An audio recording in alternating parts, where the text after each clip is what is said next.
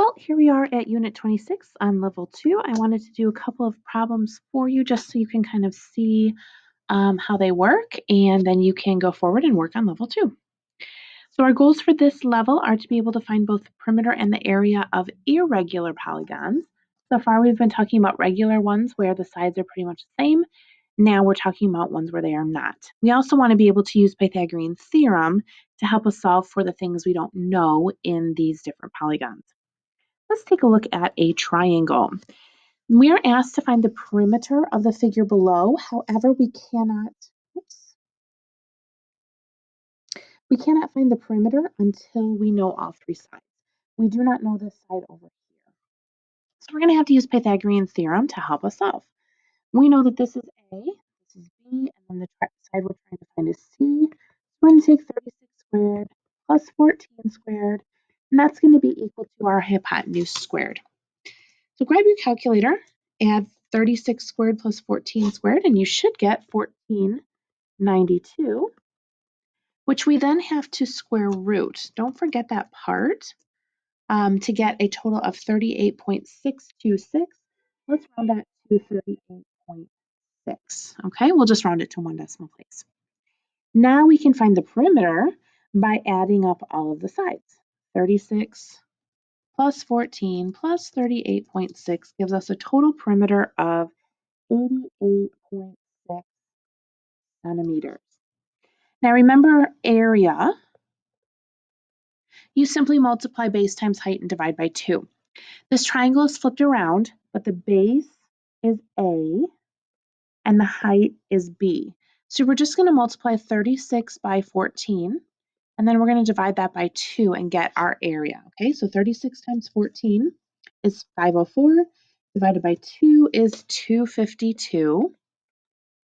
And then remember that your units are squared, so it's centimeters squared.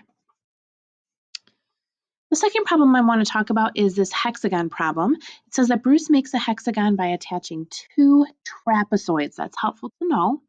Together as shown. What is the area of the hexagon? So this is not a hexagon where we can find the perimeter multiplied by the apothem. This is not a regular hexagon. So the easiest thing to do is probably to divide it in half and find the area of each of the trapezoids and add them together. So let's look at this trapezoid on top. And I'm going to redraw it just so that it's a little bit easier to see. We know that the height of it is 15.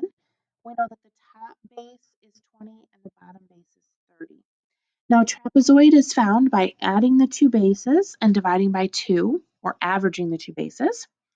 So 20 plus 30 is 50 divided by 2 is 25.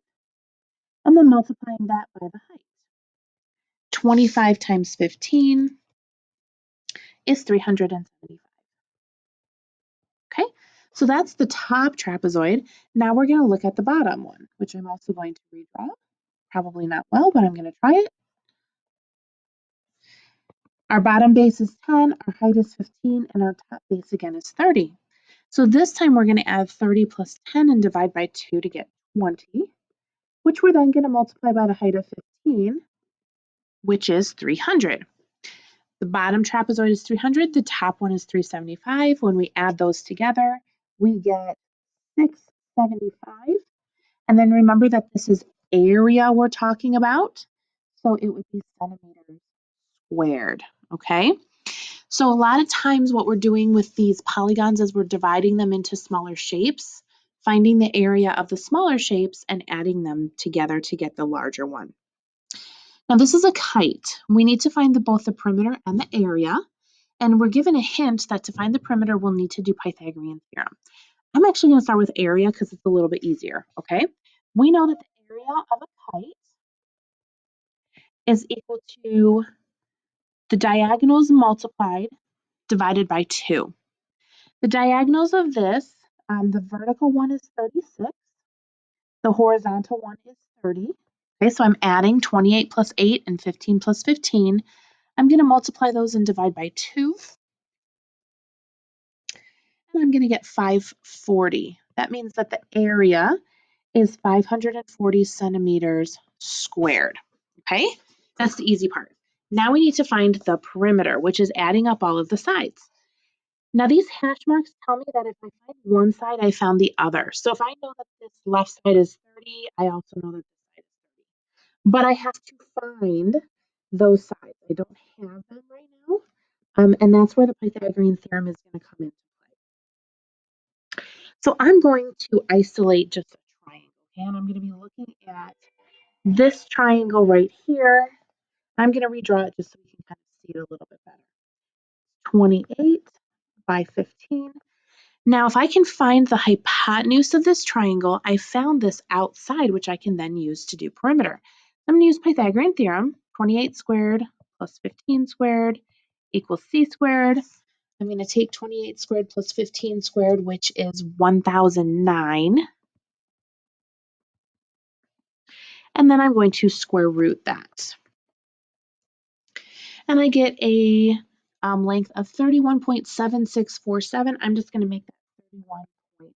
And because I know this right side, I also know this other side over here.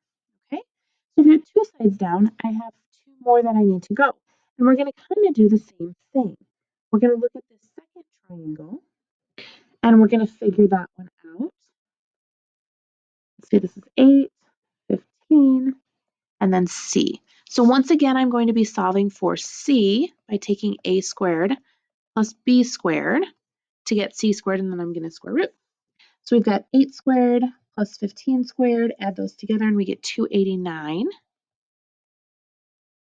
When I square root 289, I get 17, which means that this length is 17, and this side over here is 17. Now I have all four sides. I'm able to find the perimeter. So I'm going to add up all four sides, and I get a total perimeter of 97.6 centimeters.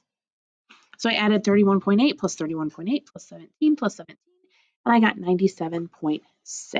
I hope that makes sense for you. These are some problems from your homework that you can then do, and hopefully these help you sort of get started on the rest of them. Please take this time to work on level 2, and if you have any questions, let me know.